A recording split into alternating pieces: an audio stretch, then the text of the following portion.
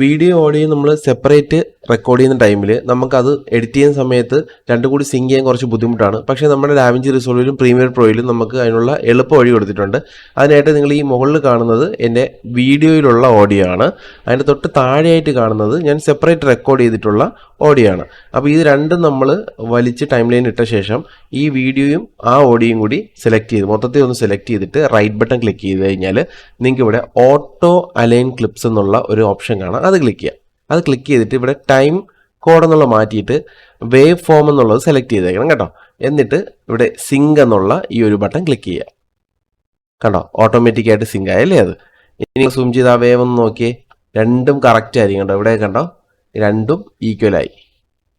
ഇതുപോലെ തന്നെയാണ് നമുക്ക് പ്രീമിയർ പ്രോയിലും ചെയ്യാൻ പറ്റും.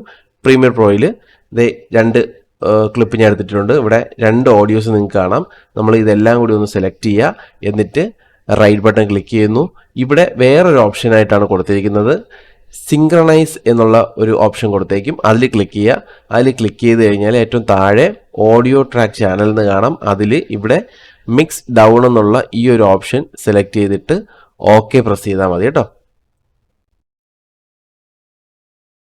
കണ്ടോ, ഇതും ഇവിടെ അലൈൻ ചെയ്തിട്ടുണ്ട്. നമ്മൾ സൂം ചെയ്ത് നമുക്ക് വേണമെങ്കിൽ വേവ് ഒന്ന് നോക്കാം കേട്ടോ. കണ്ടോ, രണ്ടിൻ്റെയും വേവ് ഒരേ കണക്ക് സെറ്റ് ചെയ്തിരിക്കുന്നുണ്ടോ.